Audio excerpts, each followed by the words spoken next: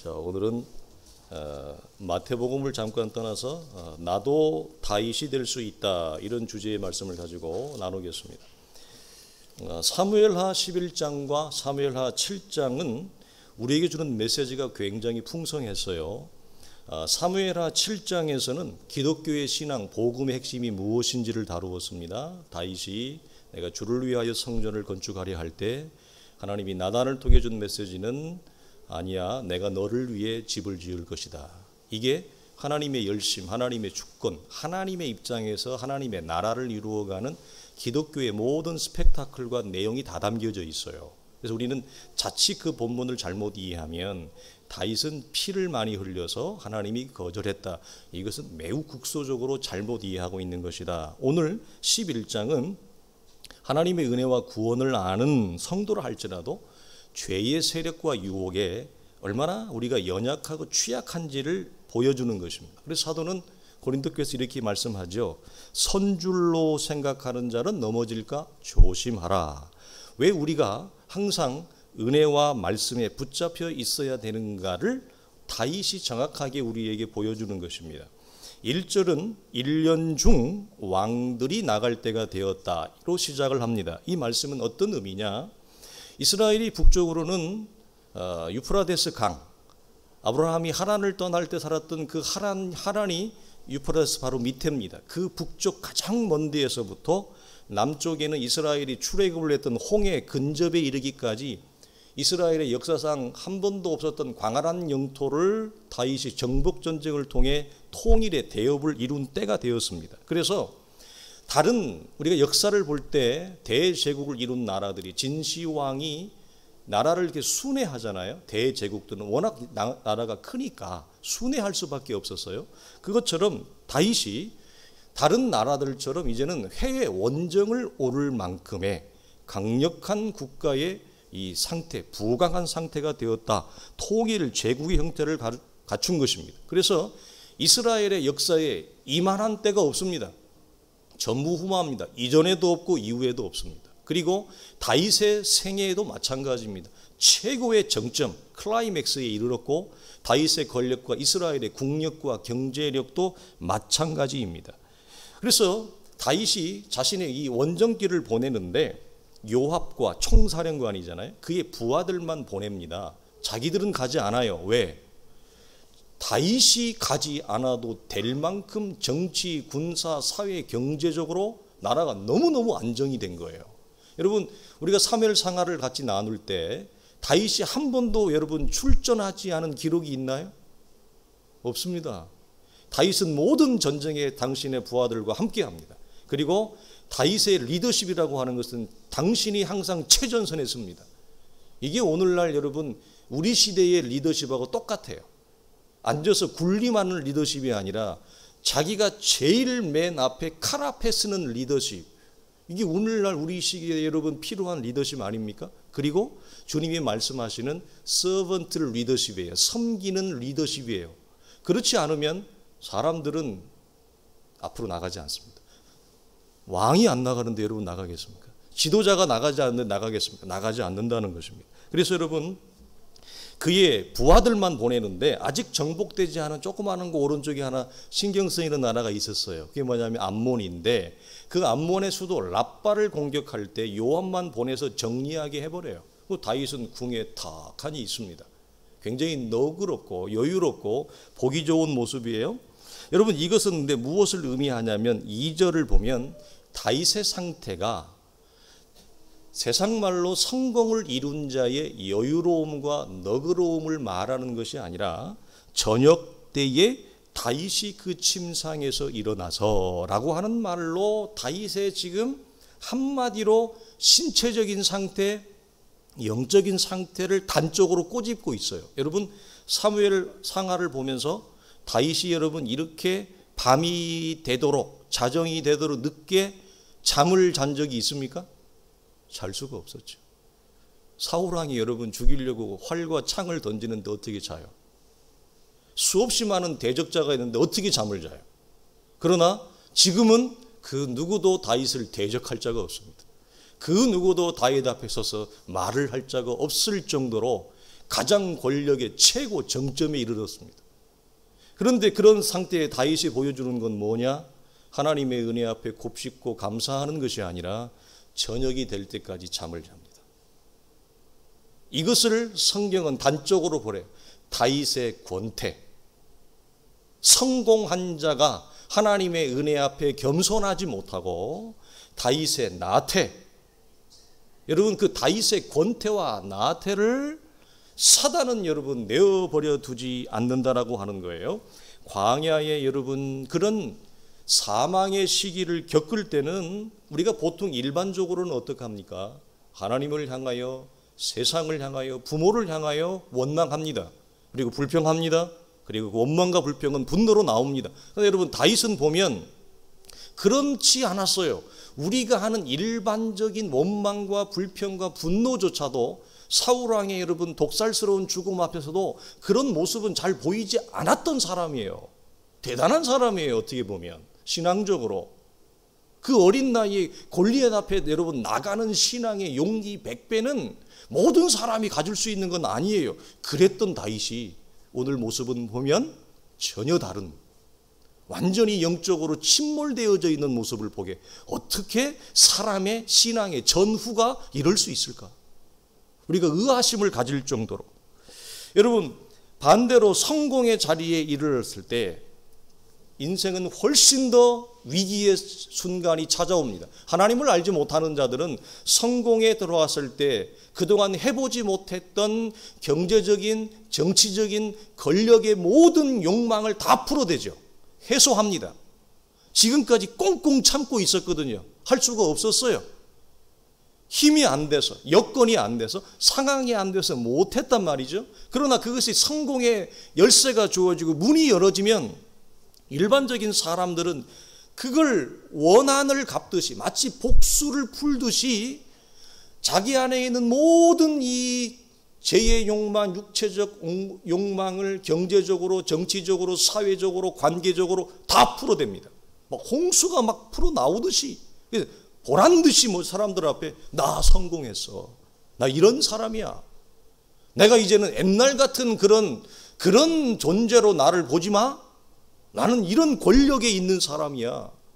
여러분 그것이 인간이 갖는 보편적인 거예요. 그래서 우리가 어려울 때보다 인생이 풀릴 때, 인생이 잘 될 때 훨씬 더 영적인 위기와 영적 침몰이 찾아오는 것입니다. 여러분 한국교회가 하나님의 은혜의 충만함을 주어졌을 때 그 은혜 앞에 겸손하고 감사하여 그 은혜를 유지하고 그 은혜를 더 크게 확장했다면 지금과 같은 이런 교회적인 기독교적인 침몰의 때를 아마 더 늦게 아니면 맞지 아니했을 수도 있습니다. 그러나 우리는 하나님이 주신 은혜의 풍성 앞에 빠져서 그것을 누리는 것이 아니라 거기에 함몰되어져서 있을 때 한국교회 전체의 영적인 침체, 권태, 나태, 침몰이 여러분 타락이 우리와 함께 동반되어진 것을 우리는 온몸으로 우리 시대를 통해 여러분 겪고 있는 것입니다. 그러므로 영적으로 여러분 우리가 성공했을 때 항상 조심할 건 뭐예요? 영적인 추락입니다. 영적인 타락입니다. 이걸 우리가 놓치면 누구라도 다윗이 될 수 있습니다. 뭐 다윗만 아니에요. 나도 여러분도 우리 모두가 다 다윗이 될 수 있다. 이걸 놓치면 곤란하죠. 그런데 여러분 이런 영적인 타락과 침몰 이전에 먼저 나타나는 증상이 있어요. 오늘 성경 2절이 그걸 보이는 거예요. 뭐죠? 육체적으로 신체적으로 게으릅니다. 나태해집니다. 우리가 오늘 나누겠습니다만 사람들은 기독교의 신앙을 대단히 초월적인 것으로만 이해하여 영적인 침체와 육체적인 관계가 전혀 없다고 생각을 합니다. 그렇지 않습니다. 여러분 영적으로 침몰하는 사람들을 잘 보십시오. 영적으로 여러분 나태하고 게으른 사람들을 보십시오. 그의 삶의 루틴이, 데일리 루틴이 여러분 성실한지 게을른지 퍼져 있습니다. 신체적으로 퍼져 있는 자는 영적으로도 같이 퍼집니다. 이 상관성이 같이 있다는 거예요. 그래서 여러분 육체를 단련하라. 바울이 디모데에게 육체를 단련하는 것은 이 땅에서 유익이 있으나 경건을 훈련하는 것은 이 땅과 내세에 모두 다 영향력을 주다. 그래서 여러분 그리스도인이 예수를 잘 믿지만 우리의 육체 또한 정기적으로 수영을 하시든지 골프를 하시든지 테니스를 치든지 산책을 하시든지 육체를 단련하는 것도 우리의 경건을 유지하는 데 굉장히 영적으로 도움이 된다. 그래서 여러분 이 타락 이전에 오는 게 여러분 이거예요. 위로는 머리 위쪽으로는 가슴 위쪽으로는 뭐냐? 교만이에요. 우월감이에요. 영적 우월감과 교만이 가슴 위로는 올라오고 가슴 밑으로는 뭐냐? 게으름이에요. 나태예요. 이 위아래가 동시에 우리에게 찾아와. 여러분 확인을 해보세요. 내 아래에 내 가슴 밑에 내 삶의 이 구조가 나태하고 권태롭고 게을른지 퍼져 있는지 아니면 하나님 앞에 규모 있고 탱탱한지. 그리고 위로는 그것과 동시에 뭐냐? 영적으로 교만해 우월감을 사로잡혀 있어요. 자기도취에 빠진다는 것입니다. 서구 교회가 그랬어요. 그래서 여러분 서구 교회가 무너진 것 중에 하나가 큰 이유 중에 하나가 뭐냐? 이 기둥이에요. 서구 교회가 오랫동안 어떤 거에 여러분 빠져 있었습니까? 우월감. 아시아 교회를 향해서, 아프리카 교회를 향해서 복음의 장자의 자리에 있다고, 장자의 자리에, 마다들의 자리에 있다고 사도들을 통해 복음이 최초로 유럽에 전파되어지잖아요. 그래서 복음의 장자 자리에 있다 하여 아시아 교회, 아프리카 교회에 자기들이 뭐예요? 영적으로 대단히 우월한 이 우월감과 교만에 오랫동안 함몰되어 있었습니다. 그 결과 어떻게 됐습니까? 교회가 무너지는 것입니다. 기독교 전체가 붕괴되어지는 것입니다. 사랑하는 성도들이요, 교회 공동체가 선명하게 경계할 건 뭐냐? 바로 이거예요. 어떤 교회 공동체든지 예를 들어 개인의 신앙이나 교회 공동체에 자기가 속한 공동체에 영적인 자긍심을 갖는 것은 성경적으로 매우 온당한 것입니다, 여러분. 예, 자기를 여러분 스스로 비하하는 것은 여러분 좋지 않아요. 성경은 그걸 추천하지 않습니다. 그러나 영적인 우월감과 정죄를 넘어서 이 우월감과 정죄를 넘어서는 것, 이것이 우리에게 매우 위태롭다는 거예요. 자긍심을 갖는 것이 선을 넘어 영적인 우월감과 정죄의 자리로 나아가는 거, 그쪽으로 넘어가 버리는 거, 인간은 얼마든지 그럴 수 있습니다. 마치 이건요, 높은 절벽에서 외주를 타는 것과 같습니다.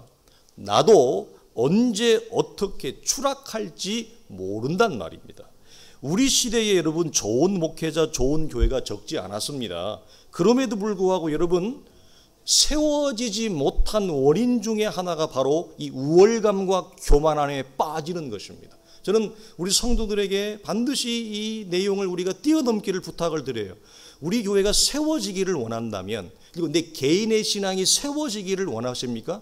그러면 여러분 반드시 우리가 하나님 앞에 영적인 이 우월감과 교만함에 사로잡히면 안 돼요. 우리는 남다르다 아니에요. 일반입니다. 뭐라고 얘기해요? 엘리사가 뭐라고 얘기합니까? 너와 내가 성정이 같으니라. 베드로가 하나님의 위대한 기적을 행한 후에 뭐라고 얘기합니까? 사람들이 와서 그를 여러분 신으로 숭배하고자 할 때 뭐라고 얘기합니까? 너와 나는 일반이라. 우월감을 갖는 것이 아니라, 교만함을 갖는 것이 아니라 우리는 동일합니다. 이게 무엇이죠? 자신의 가난한 상태를 인지하고 겸손한 것입니다. 여러분 우리가 성도의 연단과 광야의 시간을 여러분 걷는 영적 가치와 보람은 첫 번째 이걸로 세워져야 돼요. 주의 교회가 아니고, 잘못하면 주의 교회가 세워지는 것이 너무 정당하고 합당하죠. 그거 앞에 누가 여러분 항변을 할 수 있겠습니까? 그렇죠? 그래서 주의 교회만 세워지고 내 삶은 세워지지 않으면 여러분 그게 하나님이 하시는 일입니까? 아니라는 것입니다. 하나님은 여러분의 교회가 세워지기를 원한다면 더 우선되는 게 뭐가 있냐? 우리의 삶이 세워지는 거예요. 하나님은 내 삶을 먼저 세우세요. 그리고 동시에 우리의 공동체도 세우시는 거예요. 우리의 삶은 하나님이 나 몰라라 하고 우리의 삶은 무너지는데 교회만 세워지면 여러분 돼요? 그런 성경적인 하나님의 일하심은 존재하지 않습니다. 하나님은 여러분 다윗을 먼저 세워요. 아브라함을 먼저 세워요. 야곱이 그렇게 고집세고 성질이 안 좋으니까 하나님이 뺑뺑뺑뺑 돌리잖아요. 그런데 뭐 하려고 그렇게 광야의 시간을 돌려요? 교회 세우려고? 아니요. 야곱 세우려고 하는 거예요. 그러니까 우리는 교회를 세운다라고 하는 신앙적인 대의 명분이 너무 커서 거기에 한 개인의 하나님의 자녀, 성도, 신자로서 갖는 내 인생의 소중함과 가치를 잃어버리면 그건 곤란한 것입니다. 그런 기독교는 없어요. 여러분, 하나님이 우리를 버리고 교회를 세워요? 아니죠. 여러분이 교회라고 그랬잖아요. 왜 사람들의 교회라고요? 사람이 곧 교회다 이 말이에요. 여러분이 교회예요. 여러분이 세워져야 교회가 세워지는 거예요. 이게 하나님의 여러분 놀라운 아름다운 신비한 역사입니다. 그래서 우리가 이런 영적인 가치와 강야의 시간을 걷는 그런 모든 여러분 가치는 무엇으로 드러나야 돼요? 우리의 가정이 세워지고 우리의 삶이 세워지고 우리의 자녀들이 세워지고 우리의 삶이 하나님 앞에 견고한 반석 위에 세워지는 것, 이게 곧 주의 교회예요. 내 삶이 여러분 허물어졌는데, 부부의 관계가 허물어졌는데, 가정이 허물어졌는데 어떻게 그 사람이 여러분 주의 교회를 일으켜 세울 수 있는 영적인 저지력, 지지력이 어디서 나오겠습니까?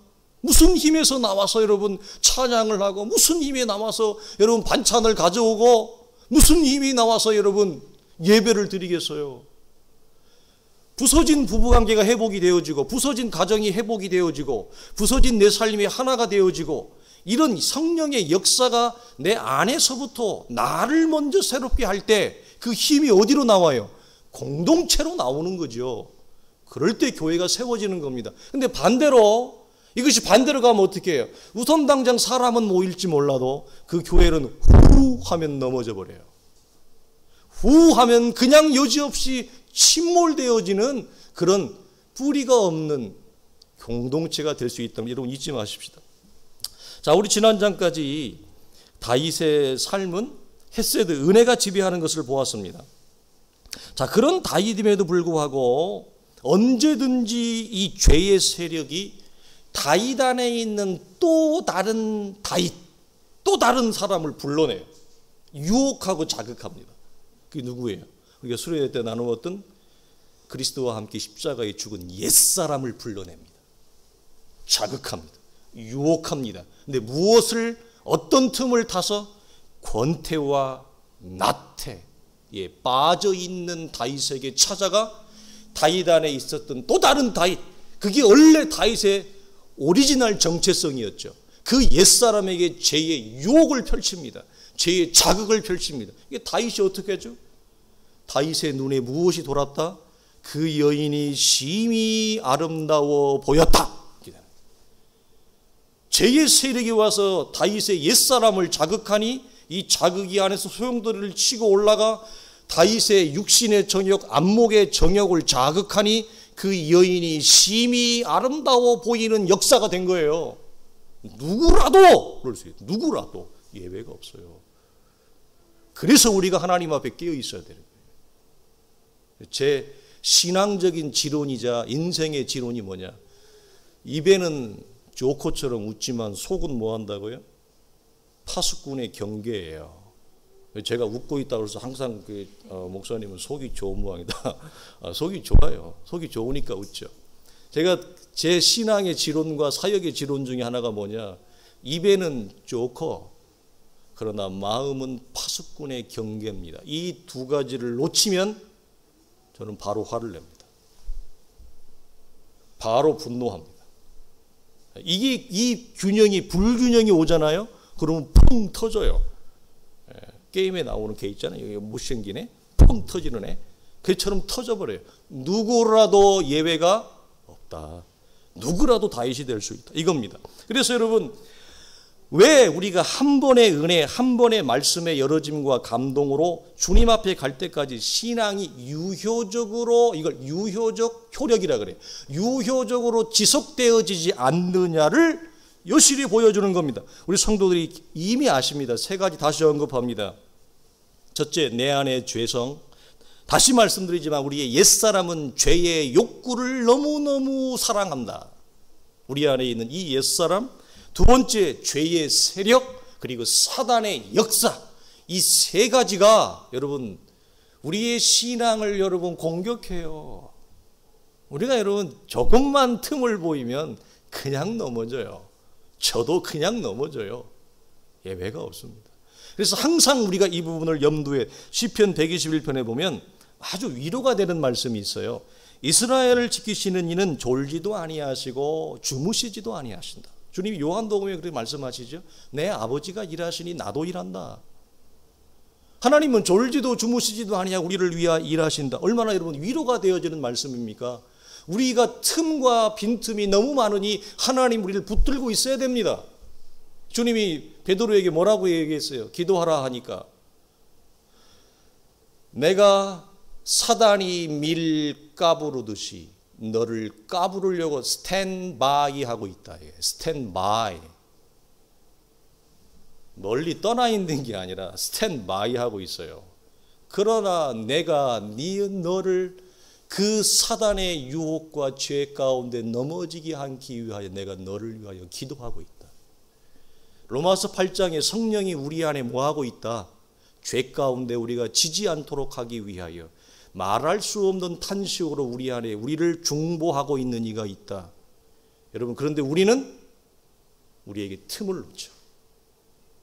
이 틈이 너무 크면 죄가 너무 쉽게 왔다 갔다 하기 때문에 죄와 동거하기 때문에 죄를 지어도 죄를 짓는지 모르는 상태가 되어집니다. 그런데 우리가 놓치지 말 것은 뭐냐면 하나님만 이렇게 일하시느냐?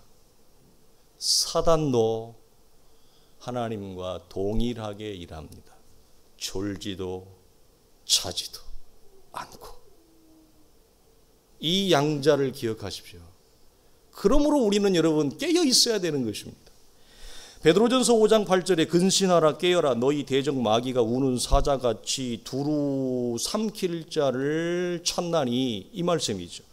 여러분 진리 안에서 자유한다 하여 사단의 유혹에서도 과연 자유로울 수 있는 성도가 있을까요? 그럼 다윗이 왜 넘어졌어요? 우리보다 훨씬 신앙생활 잘했는데. 2절 하반절을 보면 심히 아름다워 보이는지라 이 자극과 유혹에 다윗의 옛사람은 즉각적인 반응을 드린 마치 브레이크가 고장난 기차처럼 죄를 향해 폭주하고 맙니다. 여러분 세상에 아름다운 여인이 어디 하나입니까? 세상에 멋있게 보이는 남자가 어디 한둘입니까? 그렇다고 하여 모든 사람이 선을 넘지는 않습니다. 다윗이 호구조사를 하게 되니까요. 이 여인은 엘리암의 딸이라고 나옵니다. 그리고 우리아의 아내였습니다. 여러분 이쯤 되어지면 아직 기회가 있습니다. 죄가 실행되기 전입니다. 죄가 방출되기 전입니다. 호구조사를 시켰습니다. 그런데 그 가문의 내력이 나왔습니다. 다윗은 지금 이래도 죄를 멈춰야 했습니다. 여러분 우리가 다음 주에도 나눌 기회가 있으면 나누겠습니다만 이 사건 이후로 하나님은 다윗의 죄를 용서합니다. 그러나 다윗의 자녀 넷을 하나님이 데려갑니다. 그 데려가는 넷에 여러분 공통적인 중심에 뭐가 있는지 아십니까? 성범죄가 있습니다. 이 사건 이후로 다윗은 침몰합니다. 하나님은 다윗을 용서했습니다. 정죄하지 않았습니다. 그러나 그의 삶에 임하는 인생의 후폭풍, 후유증은 그가 온 생으로 감당해야 됐습니다. 멈춰야 했습니다. 그러나 여러분 죄가 그를 지배하고 주장하니 달리는 기차가 폭주하는 것처럼 멈추지를 못하는 것입니다. 이것이 인생입니다, 여러분. 엘리암은 사무엘하 23장 34절을 가면 다윗의 30용사가 기록됩니다. 사무엘하가 24장으로 마침이는데요. 마지막 한 장 전에 다윗이 평생 이스라엘을 통일 제국을 이루면서 전장을 함께 누볐던 역전의 용사들 30명의 명단이 쫙 나옵니다. 그 중에 하나가 누구예요? 엘리암입니다. 그러면 이 밧세바는 누구의 딸이에요?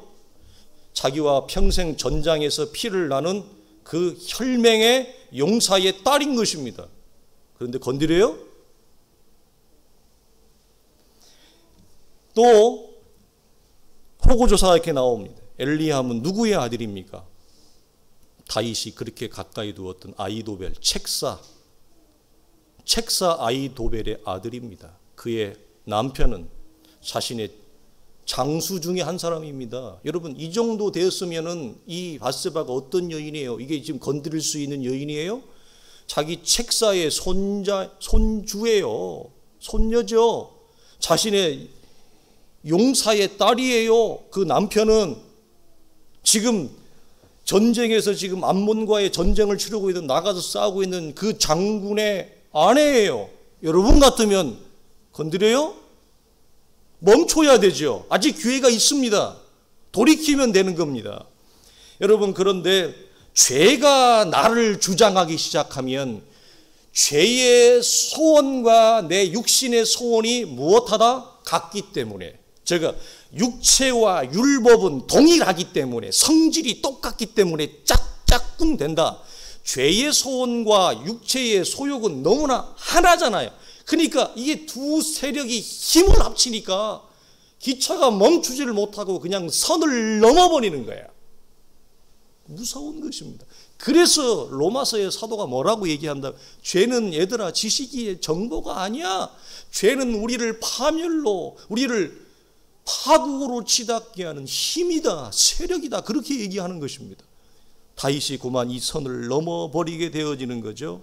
그래서 여러분, 죄의 패턴은 항상 동일합니다. 우리 여기서 발견하는 거, 죄의 소원이 육신의 소욕을 자극할 때 끊어야 돼요.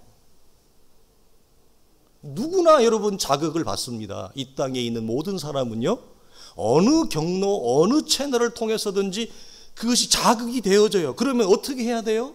끊어야죠. 근데 끊지 못하게 되어진단 말이에요. 인간이 가진 연약함이. 왜? 죄의 세력과 육신의 소원이 똑같기 때문에. 우리가 여러분 전혀 원하지 않는 죄를 짓나요? 사단의 속삭임이 뭐라고요? 나는 전혀 이것을 원하지 않았습니다. 우리가 항변할 때, 변명할 때, 죄를 짓고 난 다음에 우리가 늘 항변하는 게 뭐냐면, 나는 이럴 줄을 몰랐습니다. 나는 이렇게 하고 싶지 않았습니다. 자기 마음에는 전혀 없었는데 이런 결과치가 났다는 거죠. 그렇습니까?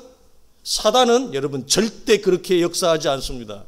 사단은 우리 안에 죄의 소욕의 총탄이 어디에 장착되어 있는가를 알아요. 골에서 와서 고골 방아쇠를 탕 당기는 거예요. 무슨 말이라고요? 내 마음에서 그걸 원하는 거예요. 내 육체가 그 죄에 대하여 소원을 가지고 있어요. 죄의 소원을 가지고 있는데 와서 사단이 뭐예요? 방아쇠를 탕 당기는 거라고. 그러니까 결과가 펑 터지는 거죠. 죄의 결과가. 그래서 죄는 항상 이전에 전혀 짓지 않는 신상품 죄를 짓는 게 아닙니다. 늘 죄는 여러분 재고품이에요. 무슨 말이냐? 과거에 지었던 죄를 오늘 또 짓고 내일도 지어요. 이것이 죄의 패턴이 동일하다고 얘기를 합니다. 죄의 패턴이 동일하다? 이걸 우리 국산말로 얘기하면 뭐냐? 죄악의 구렁텅이 안에 우리를 가둬놓는 것입니다. 이전에 지었던 그 죄의 재고품을 또 끄집어 나와요. 또 재고를. 계속 그 죄의 패턴 안에 나를 가둬놓고 감추어 놓고 함몰되고 함정과 덫에 빠져서 거기서 허우적거려서 나오지 못하도록. 이게 사단의 계략이에요. 그래서 이전에 없던 전혀 새로운 죄를 짓는 것이 아니라 계속 반복된 죄를 지어요. 단 어떤 차이가 있느냐? 눈에 보이게 크게 죄를 짓느냐, 아니면 눈에 보이지 않게 작게 죄를 짓느냐, 그 차이만 있을 뿐이에요. 우리 사랑하는 성도들이 내 안에 있는 죄의 패턴을 여러분 묵상해 보시기 바랍니다. 그래서 우리 안에, 그래서 성경은 뭐라고 얘기해요? 죄를 대적하고, 죄가 우리 안에 뿌리를 내리기 전에 뭐 하라고 해요? 죄를 끊어버려라, 죄를 죽이라, 그렇게 얘기하는 거예요. 왜? 요 녀석이 내려와서 여러분 씨를 뿌리고 죄의 뿌리가 여러분 내 안에 견고하게 잡으면 그때부터는 죄가 나를 지배하고 주장하는 대로 싹싹싹 내가 너무 말을 잘 듣는 죄에게 순종하는 존재가 되어져요. 그래서 성경은 뭐라고 해요? 이걸 내 안에 죄의 습성이, 습관이 내려지기 전에 잘라버려라, 끊어버려라. 그래서 피 흘리기까지 대적하고 싸워라 그러는 거예요. 근데 우리는 피 흘리기까지 대적하고 싸우지 않고 허용을 해요. 이렇게 죄를. 그러니까 너무 좋은 거죠. 여러분, 다윗은 율법, 즉 말씀과 이 땅의 인륜이라고 하는 두 가지 죄를 다 범하고 맙니다. 자, 이 부분 여러분 좀 우리가 나누겠는데요. 자, 말씀이 명시한 간음죄가 있어요. 그리고 이 말씀이 명시한 간음죄는 이 땅의 법에서도 여러분 동일하게 죄로 인정합니다. 간주합니다. 즉 윤리와 도덕의 차원에서도 죄라는 것이죠. 그러나 이런 것이 있습니다. 성경이 구체적으로 죄라고 명하지 않습니다. 사회 문화적으로 아니면 기독교적인 전통과 문화적으로 단지 죄로 간주하는 것이 있습니다. 여러분 묻겠습니다. 어디까지가 투기고 어디까지가 투자입니까? 요즘 청년들이 취직이 안 되고 어려워서 대출 받아가지고 코인 투자해가지고 망한 친구들이 많은데요. 국가에서 젊은 친구들, 청년들 불쌍하니까 나라의 경제를 이어갈 다음 세대니까 구제해 주자 그럽니다. 여러분 주식은 어디까지가 여러분 주식이고 어디까지가 투기입니까? 여러분은 주식과 코인에 투자를 해본 적이 있습니까? 성경이 여러분 코인이나 주식이나 매스미디어에 대해서 얘기를 합니까? 어디까지 여러분 땅을 사야 투기고 어디까지 땅을 사지 않아야 여러분 투자입니까? 성경이 명하지 않습니다. 구체적으로 말하지 않죠. 그러나 우리가 살아가는 공유된 사회 문화적으로 사람들의 일반적인 상식적인 공유된 지식과 정서에 반합니까? 그 사회에 공유된 지식에 반하는 것이 있습니다. 기독교 서클이건 기독교 서클이 아니건 그것을 반하는 것을 하는 것은 지혜입니까? 어리석음입니까? 지혜와 어리석음을 넘어가서 믿음입니까? 불순종입니까? 불신앙입니까? 여러분 이런 것이 있습니다. 우리가 잘 아는 대로 아주 기초적인 건데요. 초보적인 것인데 내용은 초보적이지는 않아요. 주제는 초보적인데 잘 아는 대로 술과 담배의 경우가 있습니다. 그리고 돈의 경우도 있습니다. 여러분 성경은 술이나 담배, 돈 자체를 어디에서도 죄라고 규정하지 않습니다. 그러면 언제 여러분 죄악시합니까?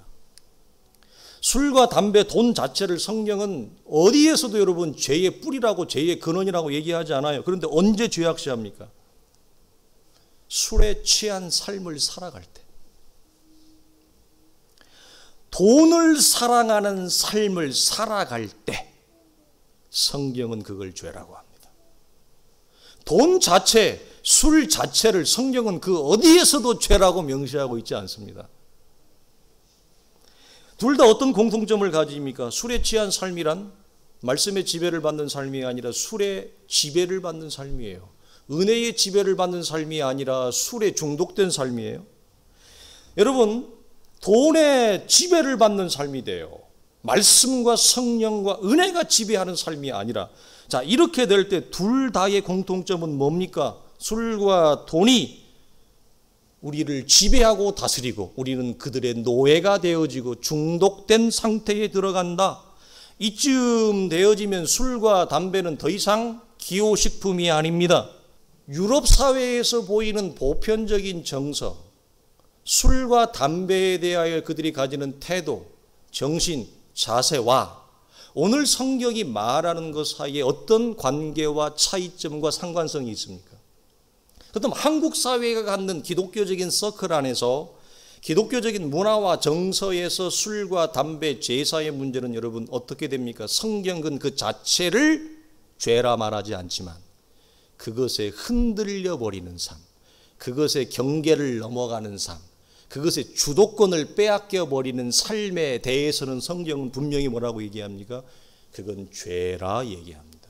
그리고 죄로 간주한다라고 하는 거예요. 그래서 돈이 더 이상 삶의 수단이 아니라 삶의 목적이 되어버려요. 술이 기호식품으로 한 잔 반주로 마시는 정도가 아니라 술이 나를 지배하고 주장하고 술에 이끌려 다니는 삶이 돼요. 성경은 그러면 뭐예요? 선을 넘었다, 경계를 넘었다, 죄로 간주합니다. 그래서 우리 교단에서는 법적으로 있습니다. 술과 담배를 하는 목회자와 장로가 될 수가 없습니다. 안 돼요. 이혼한 사람이 우리 교단에서 여러분 목사할 수 있습니까? 혼인관계 증명서 다 제출해야 되는데요. 이혼한 사람은 우리 교단에서 목회를 못합니다. 그래서 타 교단, 군소 교단으로 가는 것입니다. 술, 담배를 한다. 술과 담배에 중독되어져 있다. 도박에 중독되어져 있다. 교회의 지도자가 되지 못합니다. 장로님이 되지 못합니다. 권사님이 되지 못합니다. 주요한 결격 상황입니다. 왜? 그 자체가 문제가 아니라 그거에 휘둘려 버리는 삶이 가져오는 후폭풍 때문에 그래요. 그래서 성경은 술 취하지 말라 이는 방탕한 것이니 돈을 사랑하지 말라 이는 일만 악의 뿌리라 그러는 거예요. 그리스도 안에서 자유한다 하여 뭐 술, 담배쯤이야 그거 하고 다녀보죠. 어떻게 되나 우리의 인생이. 우리의 신앙과 경건과 믿음이 어떻게 되나. 그러나 우리는 여러분 그런 경계와 규모를 가질 수 있습니까? 다 허물어져요. 그냥 넘어서 버린다고요. 왜 여러분 그러면 다윗이 멈춰야지 왜 경계를 넘었습니까? 아는데. 다윗은 이미 그리스도 안에서 정죄를 당하지 않는 자의 상태에 갔습니다. 진리 안에서 자유합니다. 그런데 왜 여러분 그런 신령한 지식을 가지고 있는데 왜 경계를 넘었습니까? 왜 선을 넘었습니까? 아는데 그것이 인생의 연약함과 사단의 강력한 역사 앞에 허물어지는 인생의 침몰이라고 하는 것입니다. 그러면 우리는 성경이 명하는 경건의 형태와 모양을 우리는 추구하는 것이 우리의 신앙생활에 매우 유익하고 복된 것입니다. 그래서 그 선을 넘는 것은 지혜롭지 못합니다. 그 선을 지키는 것이 뭐예요? 거룩입니다. 결과적으로 성도의 덕과 지혜가 훼손됨을 우리는 감내해야 됩니다. 감안해야 됩니다. 결과적으로 기독교를 훼손시킨다는 점, 동시에 성도 개개인의 믿음의 형상을 훼손시킨다는 점에서 죄가 됩니다. 우리는 이 부분을 잊지 마셔야 됩니다. 그렇다면 여러분 사랑하는 성도들이요, 마귀의 유혹과 이 죄의 단절을 위해 우리가 어떻게 해야 될까요? 첫째 이겁니다. 비밀스러운 죄를 고백하는 것입니다. 마음속에 간직한 죄를 고백하지 않는 신앙생활은 관계의 단절을 가져옵니다. 이 관계의 단절은 하나님과의 사귐을 말하는데요. 내 안에 있는 오랫동안 묻어두고 고백하지 않고 회개하지 않고 가져오는 이 죄악은 하나님과의 관계를 차단합니다. 그럼 이것이 차단으로 끝나는 것이 아니라 위로부터 주어지는 신령한 은혜와 자산과 특별히 신앙생활에 무엇을 뺏어가냐면 관계적 기쁨을 뺏어갑니다. 건강한 관계와 사귐에는 반드시 무엇이 있습니까? 기쁨과 즐거움이 있습니다. 이 기쁨과 즐거움이 충만하죠. 그래서 여러분이 결혼을 하신 거예요. 그런데 결혼하고 나니까 이제 그 좀 달라졌겠지만 그건 각자가 해결하시고 그 충만함이 고단함을 이 땅에 고단함을 넉넉히 이기는 원천이 되는 것인데 죄는 하나님과의 사귐에서 관계를 차단하기 때문에 하나님으로부터 주어지는 신령한 영적 기쁨을 우리에게 앗아가요. 그래서 어떻게 되느냐? 교회를 떠나지는 않고 예수를 안 믿는 건 아니지만 우리의 신앙이 기쁨이 앗아간 그 자리에 메마르고 건조한, 몸이 건조한, 좀 다른 말로 하면 냉담한, 차디찬 그런 신앙의 상태가 되는 거예요. 무엇 때문에? 내 안에 오랫동안 묵여있는 죄, 비밀스러운 죄, 나만이 아는 죄를 하나님 앞에 고백하지 않은 채 그걸 마치 보물처럼 간직한 채 신앙생활을 이어가는 거예요. 그러면 내 안에 그 기쁨을 완전히 앗아가 버립니다. 그래서 메마르고 몸이 건조하고 차디차고 냉담한 별 반응이 없는.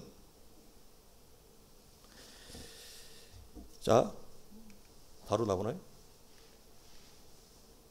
시편 32편에 이런 말씀이 있습니다. 내가 입을 열지 아니할 때에 종일 신음함으로 내 뼈가 새하였도다. 주의 손이 주야로 나를 누르시오니 내 진액이 빠져서 여름 가뭄에 마름같이 되었나이다. 내가 입을 열지 아니할 때에 무슨 말이에요? 회개하지 아니할 때에.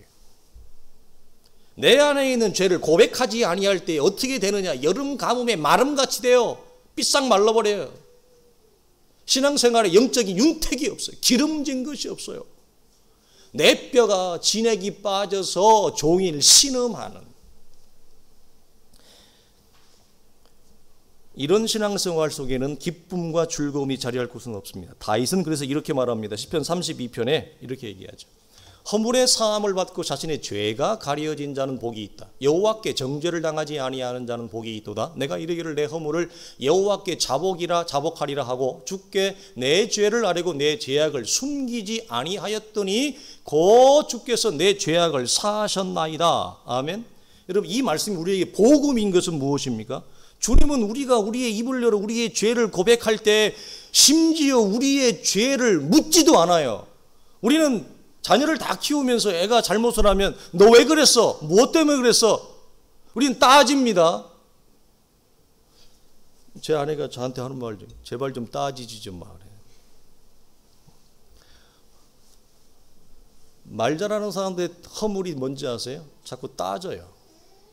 그래서 제가 따지는 걸 가위로 자르려고 얼마나 애를 쓰는지 몰라요.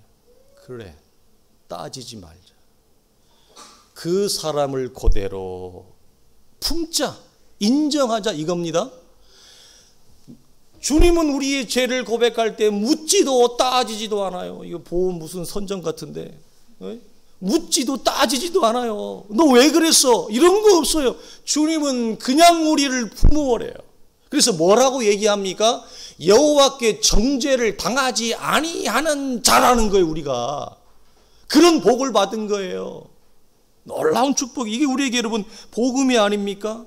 우리가 감당할 필요가 없어요. 주님이 오롯이 감당하신 거예요. 요한복음 8장에 여러분 주님 그래서 뭐라고 말씀하세요? 가늠하다 잡혀온 여인에게 나도 너를 정죄하지 아니하노니, 이 말에 우리가 굉장히 감동을 받아요. 나도 너를 정죄하지 아니하. 여기까지는 좋아요. 그 다음에 후속타가 뭐예요? 그래서 주님이 그래, 내가 너를 정죄하지 않으니까 이제부터는 가서 마음대로 죄를 지어라.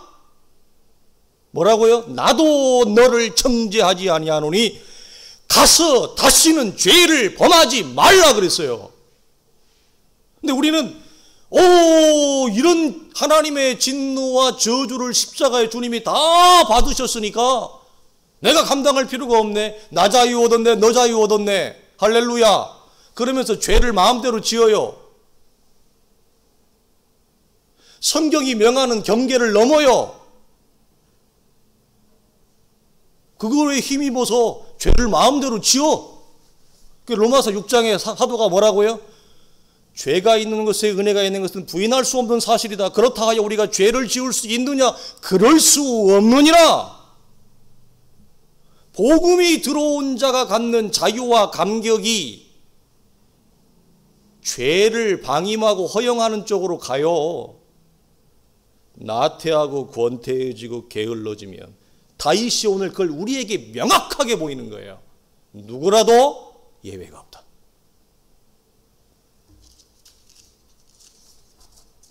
그러므로 성도는 둘 중에 하나입니다.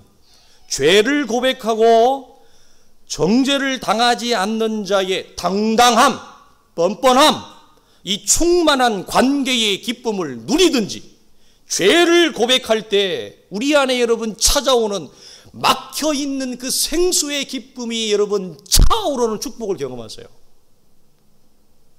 우리가 하나님 앞에 회개할 때 그동안 내가 왜 이렇게 신앙생활이 힘들었지? 왜 이렇게 빡빡했지? 도대체 문제가 무엇일까? 그것이 우리가 내 안에 비밀스럽게 간직했던 죄를 토해낼 때 그동안 한 번도 경험하지 못했던 이 신령한 생명의 기쁨이 우리 안에 용솟음치는 은혜가 주어진단 말이에요. 이걸 경험하든지, 그리고 그렇게 신앙생활을 재미있게 하든지, 아니면 죄를 간직한 채 신령한 관계적 기쁨을 상실한 채 메마르고 바싹 마르게 몸이 건조하게 신앙생활을 할 것인지, 둘 중에 내가 뭐 해야 돼요? 선택해야 되는 거예요. 그 다음에 무엇이냐? 진리의 말씀을 우리의 영혼에 채우는 것입니다. 사단의 역사와 이 괴계, 덫, 유혹, 죄의 여러분 끊어짐은 무엇으로 여러분 이루어지느냐? 진리의 능력, 진리의 말씀을 알아가는 그 과정을 통해 내 안에 진리가 깨달아져가는 그 용서심을 통해 죄가 끊어져요. 죄가 사라져요. 이전에 지었던 반복된 죄를 끊어버리는 힘이 어디 있느냐? 내 안에 진리의 말씀이 깨달아가는 이 놀라운 말씀의 권세가 임할 때 죄가 끊어져요. 믿으세요. 제가 그걸 경험한 사람이에요. 왜 저라고 죄를 안 지었고 살았겠습니까?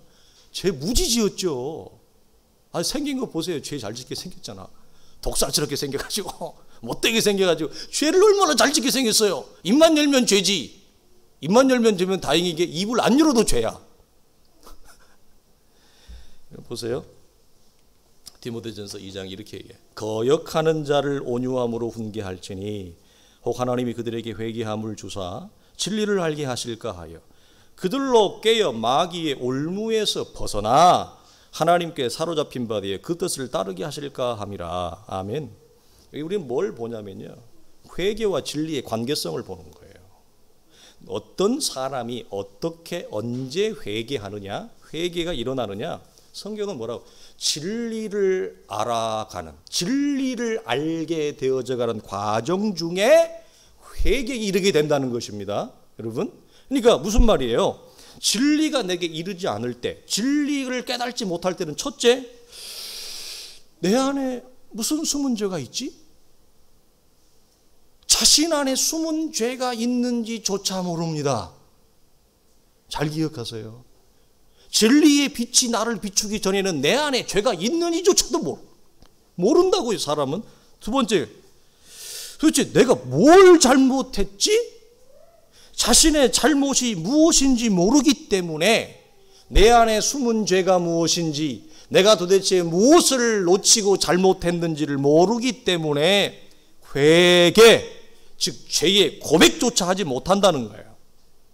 그러나 하나님의 진리를 깨달아가는 과정에서 자신이 지금까지 몰랐던 죄가 여러분 자신의 눈에 들어옵니다. 이게 어떤 힘이에요? 진리의 힘 때문에 그래요. 말씀의 빛 때문에 죄인 줄 모르고 살았던 것이 죄로 여겨지는 놀라운 은혜와 은총이 주어지는 축복인 거예요. 이게 여러분 선물이에요. 이 진리를 알아가는 이 힘 때문에 또 하나 뭐죠? 죄인 줄 알고는 있었어요. 죄인 줄은 알고는 있었어요. 그것이 양심의 가책이든지 어떤 가책이든지 죄인 줄 알고 있었지만 고백할 용기와 힘이 부족했어요. 왜? 그걸 고백할 만큼의 진리의 깨달음에 이르지 못했기 때문에. 말씀을 모르는 것은 아니냐, 말씀은 아나, 그것이 내가 입 밖으로 내뱉어서 그걸 회개하고 고백할 정도의 힘까지 내 안에 진리가 여러분 용서치지 않는 것입니다. 이때 드디어 여러분 사단의 덫과 반복되던 죄의 구렁텅이에서 여러분 출애굽의 역사가 일어나는 거예요. 반드시 일어나요, 여러분. 언제? 말씀을 묵상, 말씀을 묵상하고 연구하는 가운데 어느 때 어느 시 성령의 조명과 역사로 진리의 말씀이 내 안에 열어지는 축복이 임할 때, 이전에 나도 모르게 지었던 죄와 죄인 줄 알았지만 고백하지 못하고 살았던 이 양자의 죄를 온전히 개방하고 하나님 앞에 여러분 회개하는 놀라운 역사가 일어납니다. 그리고 동시에 영적인 자유와 해방과 기쁨이 찾아오고 그 죄에서 멀어져가는, 죄를 멀리하고 죄를 끊어버리는 역사가 일어나요. 이런 것이 여러분 성도에게 임하는 하늘의 신령한 축복이에요. 말씀의 권세예요. 말씀만이 죄를 여러분 깨버립니다. 우리가 영적인 체험들을 다 했지만 영적 체험했는데 왜 죄가 안 끊어져요? 방언기도 하는 분들도 있잖아요. 방언기도까지 하는데 왜 죄가 안 끊어져요? 40일 특별 새벽기도 했는데 왜 죄가 안 끊어져요? 심지어 금식기도도 했는데 왜 죄가 안 끊어져요? 문제는 그것이 아니라, 체험이 아니라 진리를 알아가는 진리의 깨달음이 내 안에 너무 작은 거예요. 그래서 한 번에 열어진 귀와 눈은 처음에는 모든 걸 안다고 생각해요.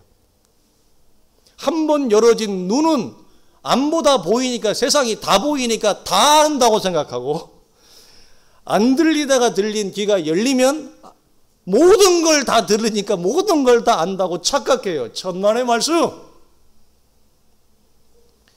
한 번 열어진 귀와 한 번 열어진 눈은 단련된 귀와 연단된 눈으로 성장해 가야 됩니다, 여러분. 그걸 놓치면 곤란해요. 그걸 놓치면 어떻게 된다고요? 위로는 교만하고 우월하고 아래로는 게을러지고 나태하고, 이 양자가 내 안에, 그래서 은혜가 나를 지배하고 말씀을 지배하는 것이 아니라 실상 그 사람의 신앙의 구조를 들어가면 가슴 위로는 우월과 교만, 가슴 밑으로는 나태와 게을름, 그걸 뭐 다른 말로 자유라고 얘기를 해. 여러분, 사람은 그런 존재가 못 됩니다. 그런 존재 못 돼요. 자, 그래서 에베소서 6장에 바울이 이렇게 얘기합니다. 모든 것 위에 믿음의 방패를 가지기로서 능히 약한 자의 모든 화전, 불화살을 소멸하고 구원의 투구와 성령의 검 곧 무엇을 가지라? 하나님의 말씀을 가지라. 말씀만이 이 사단의 불화살을 여러분 능히 대적할 수 있는 것입니다. 성경은 한 사람이 어두움에서 빛으로, 그 다음에 마귀의 결박에서 벗어나는 길은 오직 진리를 알아가는 과정을 통해 이루어짐을 우리에게 명백하게 얘기합니다. 사단은 영적인 게으름과 태만으로 나태해진 틈을 타서 다윗 안에 있는 옛사람, 우리 안에 있는 또 다른 나라고 하는 옛사람, 그 죄의 본성을 자극하여 불러냅니다. 여러분, 우리가 만약 말씀의 빛이 우리 안에 충만하게 비춘다면, 만약 이때 다윗이 말씀의 빛이 자신의 자아의 옛사람의 죄의 사람의 여러분 충만하게 말씀의 빛이 임했다면 이 선을 넘지 않았을 것입니다. 그러나 그 나태해진 육체와 나태해진 영적 상태에 죄가 와서 한번 건드리니 다윗은 그 선을 넘어버리고도 남는, 이것으로 족한 것이 아니라 가장 비열한 방법을 써서 충성스러운 자신의 장군을 죽이는 데까지 가는 것입니다. 왜 멈추지 않았습니까? 죄는 폭주한다 이 말이에요. 북이스라엘에 그렇게 악독한 아합과 이스라엘이 썼던 방법을 자신의 충성스러운 장군한테 써요. 그래서 죽여요. 하나님이 이걸 보고, 우리가 그때 하나님이 바로 그냥 다윗을 그냥 어떻게 좀 하지 안 하고 있다가 나중에 시간 흘러가가지고 나단을 통해서 이제 뒤늦게 알게 하시네. 여러분, 그 삶의 후폭풍이 이스라엘의 다윗의 삶에 여러분 어떻게 나타납니까? 여러분, 말씀의 빛으로 자신을 비추고 있었다면 멈춥니다. 왜? 여러분, 이 원리를 기억하세요. 사단은 진리의 빛을 견디지 못합니다. 왜 여러분 사단의 계기와 유혹과 시험과 장난이 여러분 일어나는지 아십니까? 내 안에 진리의 빛이 비추고 있지 않기 때문에 그렇습니다. 교회 강단에 진리의 역사가 일어나지 않기 때문에 그렇습니다. 사단은 어두움에 역사합니다. 사단은 거짓말의 압이기 때문에 진리가 아닌 비진리, 거짓된 가르침의 사단은 역사합니다. 곧 어두움에 역사합니다. 사단은 빛의, 광명의, 생명과 진리의 말씀에 결코 역사하지 못합니다. 오직 성령 하나님만이 진리와 생명의 빛에 역사하십니다. 그래서 내 안에 진리의 빛이 들어오고 생명의 빛이 임하면 사단은 틈을 타지 못하는 것입니다. 그래서 뭐라고 얘기해요? 주 야로 여호와의 말씀을 묵상하는 자가 복이 있다. 주의 말씀을 가까이 함이 내게 복이로다 이러는 거예요. 말씀이 내게 비칠 때 어둠의 역사는 여러분 틈을 타지 못하는 것입니다. 그러나 우리가 여러 가지 원인과 이유 때문에 말씀의 계시의 은총과 빛이 내 안에 비추는 것을 우리는 미뤄두고 있습니다. 사단은 호재를 부르는 것입니다. 우리 사랑하는 성도들이 그러므로 진리의 견고한 가르침은 죄의 끊어짐과 마귀의 덫에서 나를 일으켜 세울 수 있는 결정적인 거예요. 유일한 거예요. 이걸 여러분 놓지 마십시오. 이 역사를 여러분들이 경험할 수 있기를 주의 이름으로 축원합니다. 자, 마지막에 이런 거죠. 자, 이를 위해 하나님의 말씀을 여러분 먹어야 돼요. 예. 매일 먹어야 돼요. 허기진 영혼에 빈 곳이 없도록 채워야 되고, 신명기 11장 이렇게 얘기하죠. 그래서 이런 말씀이 나의 이 말을 너희의 마음과 뜻에 두고 손목에 미간에 너희 자녀에게 가르치는데, 심지어 집에 앉아 있을 때든지 길을 갈 때든지 누워 있을 때든지 일어날 때든지 이 말씀을 강론하고, 또 내 집 문설주와 바깥 들어가면서 나가면서 하나님의 말씀을 보아라. 마귀로 틈을 타지 못하게 하는 것입니다. 우리의 죄의 본성이 일어나지 못하게 하는 것입니다. 그래서 여러분, 주야로 하나님의 말씀을 묵상하는 것이 우리에게 얼마나 필요한지 바울은 이렇게 마지막으로 얘기합니다. 다 같이 우리 읽고 마치겠습니다. 디모데전서 4장 5절 10절, 왜 우리가 말씀과 기도의 자리에 게으르지 말아야 하는지 다 같이 읽고 고백하고 마치겠습니다. 하나님의 말씀과 기도로 거룩하여짐이라. 네가 이것으로 형제를 깨우치면 그리스도 예수의 선한 일꾼이 되어 믿음의 말씀과 내가 쫓은 선한 교훈으로 양육을 받으리라. 오직 경건에 이르기를 연습하라. 육체의 연습은 약간의 유익이 있으나 경건은 범사에 유익하니 금생과 내생의 약속이 있느니라. 미쁘다 이 말이여 모든 사람이 받을 만하도다. 이를 위하여 우리가 수고하고 진력하는 것은 우리 소망을 살아계신 하나님께 두미니 곧 모든 사람 특히 믿는 자들의 구주시라. 아멘. 기도하겠습니다. 하나님 아버지 감사합니다. 우리는 하나님의 말씀을 먹어야 삽니다. 우리는 하나님의 말씀을 들어야 살고 하나님의 말씀을 내 허기진 영혼에 채워야 삽니다. 그래야 죄를 이기고 사단의 덫과 유혹을 이기고 우리 안에 주어진 이 신령한 이 관계의 기쁨을 빼앗기지 아니합니다. 거룩하신 아버지, 우리 연약함을 고백합니다. 우리가 불렀던 예배의 찬양처럼 우린 연약합니다.